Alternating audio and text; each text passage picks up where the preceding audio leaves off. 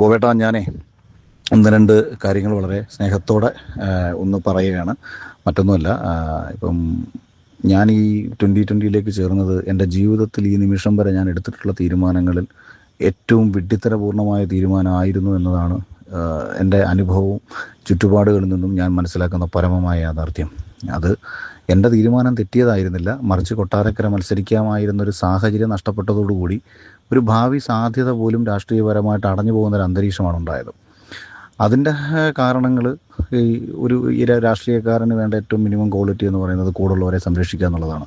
അതിൻ്റെ ABCD 7 അയലത്തൂടെ പോകാത്ത ഒരാളായി പോയി 2020യുടെ ചെയർമാൻ എന്ന് പറയുന്നത്. അത് എനിക്ക് സാബു ജേക്കബ് എന്ന് പറയുന്ന വ്യക്തിയെ ഞാൻ ഒരു സമയത്ത് ഭയങ്കരമായിട്ട് റെസ്പെക്റ്റ് ചെയ്യുകയും ഭയങ്കര ക്വാളിറ്റിയുള്ളൊരു മനുഷ്യനായിട്ട് ഞാൻ മനസ്സിൽ കാണുകയും ചെയ്തിരുന്നു. പക്ഷെ ഞാൻ ഇതിൽ വന്നതിന് ശേഷം പലപ്പോഴായിട്ട് പുള്ളി കാണിച്ചിട്ടുള്ള പല കാര്യങ്ങളും ഇപ്പോൾ ഈ കഴിഞ്ഞ 2 മാസമായിട്ട് ഒരു തവണ പോലും നമ്മളെയൊക്കെ ഒന്ന് വിളിച്ച് സംസാരിക്കുകയോ അല്ലെങ്കിൽ എന്തെങ്കിലും ഒരു കാര്യങ്ങൾ പറയുകയോ മറ്റെന്തെങ്കിലും രീതിയിൽ സപ്പോർട്ട് ചെയ്യുകയോ, എന്തിനേറെ പറയുന്നു, ഞാൻ വീട് വെച്ച് കൊടുക്കുന്ന കാര്യങ്ങൾ പറഞ്ഞു. അതിനുശേഷം നമ്മുടെ പാർട്ടി പരിപാടിക്ക് പങ്കെടുത്ത കിഡ്നി ഫെയിലിയറായ ഒരു പയ്യന് എന്തെങ്കിലും ചെയ്തു കൊടുക്കാൻ പറ്റുമെന്നുണ്ടെങ്കിൽ ചെയ്തു കൊടുക്കാൻ പറ്റുമെന്ന് ചോദിച്ചു എന്നത് പോയിട്ട് ഒരു തവണ പോലും ഒരു മെസ്സേജിന് പോലും ഒരു റിപ്ലൈ അയക്കാനുള്ള മാന്യത പോലും ഇങ്ങനെ കാണിച്ചിട്ടില്ല. മിനിമം ഞാൻ പറഞ്ഞില്ലേ, ഞാനൊക്കെ വളരെ ലോ പ്രൊഫൈൽ രാഷ്ട്രീയ പ്രവർത്തനം നടത്തിയപ്പോഴും നമ്മളെ വിശ്വസിക്കുന്ന ഒരുത്തിന് വേണ്ടിയിട്ട് നമ്മൾ നിൽക്കും. ഇത് ഞാൻ എന്ന് പറയുന്ന ഒരാൾ ഇന്ന് കേരളത്തിൽ ഏറ്റവും കൂടുതൽ എനിക്ക് കിട്ടിക്കൊണ്ടിരിക്കുന്ന പ്രശ്നം എന്ന് പറയുന്നത് ഈ ഒരൊറ്റ തീരുമാനത്തെ തുടർന്നാണ്. അതുവരെ എനിക്കൊരു ക്രെഡിബിലിറ്റി ഉണ്ടായിരുന്നു, ആൾക്കാർക്കിടയിൽ ഒരു ഇഷ്ടമുണ്ടായിരുന്നു, വിശ്വാസ്യത ഉണ്ടായിരുന്നു, കൊള്ളാവുന്ന ഒരു ചെറുപ്പക്കാരനാണെന്നൊരു ഇമേജ് ഉണ്ടായിരുന്നു. എല്ലാ ആൾക്കാരും ഇന്നിതിപ്പം ഈ മെസ്സേജ് അയക്കാനുള്ള മെയിൻ കാര്യം എന്ന് പറയുന്നത് ഇന്നത്തതും കൂടെ ചേർത്തിട്ട് 4ാമത്തെ ഒരു പ്രോഗ്രാമാണ് എനിക്ക് നഷ്ടപ്പെടുന്നത്. ഈ NDA ചേർന്നു എന്നൊരൊറ്റ കാരണം കൊണ്ട് പലതും വിളിച്ച് കമ്മിറ്റ് ചെയ്ത് ഈവൻ അഡ്വാൻസ് എന്ന പരിപാടികൾ ക്യാൻസലായിപ്പോയി.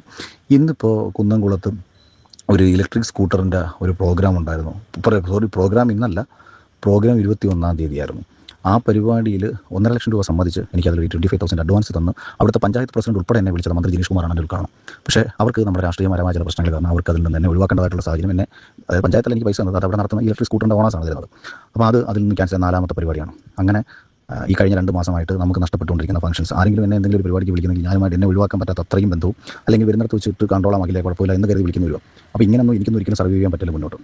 സാധാരണ നമ്മളെയൊക്കെ കണക്ക് ഒരാളെ ഒരു രാഷ്ട്രീയ പാർട്ടിക്ക് കിട്ടിക്കഴിഞ്ഞാൽ വളരെ കൃത്യമായ അക്കോമഡേഷൻ ചെയ്തിട്ടാണ് വിളിക്കുന്നത്. ഇപ്പം ഇതിൽ അക്കോമഡേഷൻ ചെയ്തില്ല എന്ന് മാത്രമല്ല, ഞാൻ എന്ത് കാരണം കൊണ്ടാണോ ഇതിൽ വന്നത് അതുപോലും ചെയ്തു തരാൻ പറ്റാതെ ഇപ്പം തൃപ്പൂണിത്തറ സീറ്റ് എല്ലാവരും, ഞാൻ പറഞ്ഞില്ലേ, ഞാൻ കഴിഞ്ഞ ദിവസം ഇവിടെ നമ്മുടെ സിറ്റി പോലീസ് കമ്മീഷണർ ഞാനൊരു പ്രോഗ്രാമിലുണ്ടായിരുന്നു. നമ്മുടെ ഇദ്ദേഹം പേര് പറഞ്ഞു പി രാജീവിൻ്റെ കൂടെ നമ്മുടെ പഴയ IPS ഓഫീസർ ഉണ്ടായിരുന്നു. പണ്ട് ശബരിമല വിഷയത്തിലൊക്കെ ഭയങ്കര സ്ട്രോങ് ആയിട്ട് സുന്ദരകുട്ടപ്പൻ IPS ഓഫീസർ പുള്ളിയൊക്കെ ഉണ്ടായിരുന്നു. അവരുൾപ്പെടെ സകല ആൾക്കാരും എന്നോട് ചോദിക്കുന്ന ചോദ്യം, ശരി അഖിലെ NDA പോയി, എന്തുകൊണ്ട് അഖിലിന് തൃപ്പൂണിത്തറ സീറ്റ് തന്നില്ല?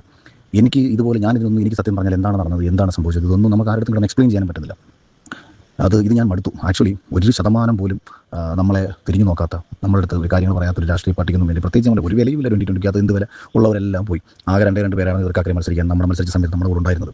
ആളും പേരും ഇല്ലാത്ത, യാതൊരു പൊസിഷനും ഇല്ലാത്ത, പ്രത്യേകിച്ച് കാര്യമൊന്നും ഇല്ലാത്ത ഒരു രാഷ്ട്രീയ പാർട്ടിയുടെ കൂടെ നമ്മൾ തുടങ്ങണമെങ്കിൽ കൃത്യമായ അക്കോമഡേഷൻ ഉണ്ടാവണം. ഇത് ഞാൻ വളരെ ഓപ്പണായിട്ട് പറയുന്നതാണ്. അതായത് അത് സാമ്പത്തികമായിട്ടാണെങ്കിലും കാരണം നമുക്ക് ജീവിക്കണം. ഞാൻ ആ രീതിയിൽ ജീവിച്ചു വന്ന ഒരാളാണ്. അപ്പോൾ എൻ്റെ ലൈഫ് കൊണ്ടിട്ട് ഞാൻ കോൺഗ്രസ് എന്ന് പറയുമ്പോൾ നാഷണലിസ്റ്റ് പാർട്ടിയാണ്, BJP എന്ന് പറഞ്ഞാൽ നാഷണലിസ്റ്റ് പാർട്ടിയാണ്. ഇന്ത്യയിൽ എവിടെ ചെന്നാലും അതിൻ്റെ റെസ്പെക്റ്റും അതിൻ്റെ ഒരു വാല്യൂ നമുക്കുണ്ടാവും.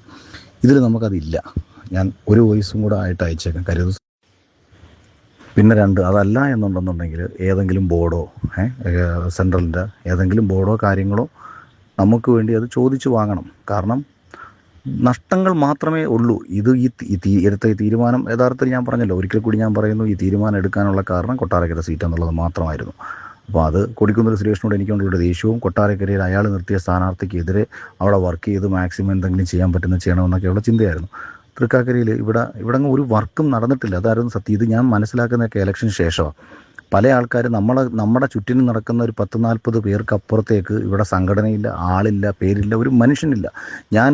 ഈ മത്സരിച്ചതിന് ശേഷമാണ് തൃക്കാക്കര മണ്ഡലം എന്താണെന്ന് ഞാൻ അറിയുന്നത്. ഞാൻ പല ഏരിയയിലും മറ്റുള്ള പലരും വഴി പോകുമ്പോഴാണ് ഞാൻ അറിയുന്നത് ഇവിടൊക്കെ ആയിരുന്നു നമ്മുടെ വോട്ട് കടന്നിരുന്നത്. കുറേ ടൗണുകളിലും സിറ്റികളിലും കേരളത്തിൻ്റെ പല ആൾക്കാർ കൂടിച്ചേരുന്ന പല പ്രദേശങ്ങളിലും കൊണ്ടിട്ട് കറക്കി ഇവർക്ക് കുറച്ച് സ്വാധീനമുള്ള കുറച്ച് മേഖലകളിലും കൊണ്ടിട്ടൊന്ന് കറക്കി വിട്ടതല്ലാതെ ഒരു പ്രോപ്പർ തെരഞ്ഞെടുപ്പ് പ്രവർത്തനം നടത്താനോ അതൊന്ന് കോർഡിനേറ്റ് ചെയ്യാനോ ഇവിടെ ഒന്നും ആളുമില്ല, പേരുമില്ല. ആരും ബി ജെ പിക്കാരെ ഒരു കുറ്റം പറഞ്ഞിട്ട് കാര്യമില്ല. കാര്യം അവർക്ക് ആളില്ല, അവർക്ക് അത്രയ്ക്കുള്ള ആളേ ഉള്ളൂ. അപ്പോൾ ഇങ്ങനൊരു മണ്ഡലത്തിൽ കിടന്ന് നമ്മൾ സ്വയം നശിച്ച് ഭാവിയില്ലാതെ എനിക്കങ്ങനെ മുന്നോട്ട് പോകാൻ പറ്റില്ല. അപ്പോൾ എനിക്ക് എൻ്റെ സിനിമ സംവിധാനം ചെയ്യണം. ഞാൻ സംവിധാനം ചെയ്യുന്ന സമയത്ത് എനിക്ക് ഈ ഒരു ഇതിൻ്റെ ഭാഗമായിട്ട് നിൽക്കുമ്പോൾ ഉണ്ടാകുന്ന തടസ്സങ്ങൾ എനിക്ക് ബാധ്യതയാണ്. ഇപ്പം ഞാൻ ഏഷ്യാനെറ്റിലൊരു ഷൂട്ടിനെ കമ്മിറ്റ് ചെയ്തിട്ടുണ്ട്. അപ്പം അത് ദൈവം അനുഗ്രഹിച്ച് അതൊക്കെ ഈശ്വരാനുഗ്രഹം കൊണ്ട് എനിക്ക് വന്നതാണ്. ഇതൊക്കെ വന്നില്ലായിരുന്നു എന്നുണ്ടെന്നുണ്ടെങ്കിൽ ഞാനിതെല്ലാം വിറ്റുപറക്കി കിടന്ന് തെണ്ടേണ്ടി വന്നേനെ. അപ്പം അതുകൊണ്ട് ഇങ്ങനെ നമുക്ക് മുന്നോട്ട് പോക്ക് നടക്കത്തില്ല. പിന്നെ ഈ പബ്ലിക്കായിട്ട് എനിക്ക് പറഞ്ഞില്ല എന്നുണ്ടെങ്കിൽ ആൾക്കാർ ഒരു പക്ഷേ നമ്മുടെ അടുത്ത് വരത്തതുമില്ല. കാര്യം കണ്ടിന്യൂസ് വരുന്ന ആൾക്കാർക്കിടയിൽ ഇന്ത്യയുടെ ഭാഗമായതിനെ തുടർന്നുണ്ടാകുന്ന നെഗറ്റീവ്സ്, ആ നെഗറ്റീവ്സ് ഞാൻ സഹിക്കാമായിരുന്നു. എന്നെ ആ രീതിയിൽ പരിഗണിച്ചിരുന്നവരായിരുന്നെങ്കിൽ, എന്നോട് ആ രീതിയിൽ ആത്മാർത്ഥത കാണിച്ചവരായിരുന്നെങ്കിൽ 100% നമ്മൾ പരിഗണിക്കാമായിരുന്നു. എവിടുന്ന് ഒരു അലവലാതി മറ്റേ ഇന്ത്യയുടെ മാർക്കറ്റിങ്ങിൻ്റെ ഒരുത്തനാന്ന് പറഞ്ഞാൽ അവൻ വന്നിട്ട് അവനെയൊന്നും പിന്നെ ഇലക്ഷന് ശേഷം കണ്ടിട്ട് കൂടിയില്ല. അപ്പം ഇങ്ങനെ അതുകൊണ്ട് ഈ ഒരു സംവിധാനത്തിൻ്റെ പിന്നെ അതിനേക്കാൾ എല്ലാം ഉപരി ഈ പറഞ്ഞ എവിടെ ചെന്നാലും ഇപ്പം കാണുന്നു. കഴിഞ്ഞ ദിവസം വൈറ്റ് ഗോൾഡിൻ്റെ ഓണർ കണ്ടപ്പോൾ എൻ്റെ അടുത്ത് ചോദിച്ചത് അഖിലിന് മോണിറ്ററി ബെനിഫിറ്റ് കിട്ടിയെന്ന് കണ്ടിട്ടായിരിക്കും. ഞങ്ങളൊക്കെ വിചാരിച്ചു അഖിലിൻ്റെ ഒരു 4-5 കോടി രൂപ കിട്ടി കാണും, അതുകൊണ്ടാണ് അഖിൽ ഇങ്ങനെ ഒരു തീരുമാനം എടുത്തത്. കോൺഫിഡൻറ്റ് റോയ് സാറിൻ്റെ ബ്രദറും ഈ വൈറ്റ് ഗോൾഡിൻ്റെ വേറൊരു കക്ഷി, ഇവരും പുള്ളി ഇതേ അഭിപ്രായം. ഇന്ന് എയർപോർട്ടിലെ സ്പീഡ് വിങ്സ് എന്ന് പറയുന്ന കമ്പനിയുടെ ഓണർ സനിലുണ്ട്. പുള്ളി എൻ്റെ അടുത്ത് ഇതേ ചോദ്യം ചെന്നാ ചോദിച്ചത്, എന്തിനാണ് പാർട്ടി വിട്ടത്, പൈസ വല്ലതും കിട്ടിയിട്ടാണോ വിട്ടത്? ഇത് മറ്റൊരു രീതിയിൽ നെഗറ്റീവ്. അതായത് എവിടെ ചെന്നാലും പൈസ കിട്ടിയത് കൊണ്ടാണ് പാർട്ടി വിറ്റത്. യഥാർത്ഥത്തിൽ ഞാൻ ഇപ്പോൾ റീസെൻ്റായിട്ടൊരു ഇലക്ട്രിക് വണ്ടി എടുത്തത് തന്നെ എൻ്റെ ബെൻസ് കൊണ്ട് നടക്കാനുള്ള ബുദ്ധിമുട്ട് കൊണ്ടാണ്. എനിക്ക് ആ വണ്ടിക്കകത്ത് അത്രയും പെട്രോളും ഡീസലും അടിച്ച് നടക്കാനുള്ള ശേഷി ഇല്ലാത്തത് കൊണ്ടാണ് ഞാൻ ഇലക്ട്രിക് വണ്ടി എടുത്തത്. ആരും അറിയാതെ ബെൻസ് അങ്ങ് വിൽക്കാമെന്ന് കരുതുന്നത് കൊണ്ടാണ്. കാരണം ബെൻസ് നേരിട്ട് വിൽക്കുന്നത് നാണക്കേടല്ലേ. അപ്പോൾ ലോണിട്ട് ഒരു ഇലക്ട്രിക് വണ്ടി എടുത്ത് ബെൻസ് മിണ്ടാതെ അങ്ങ് വിൽക്കാം. പക്ഷേ ബെൻസിനൊക്കെ അറിയാമല്ലോ, വലിയ വണ്ടി ആയതുകൊണ്ട് തന്നെ നമുക്ക് ഡിപ്രിസിയേഷൻ വളരെ കൂടുതലാണ്.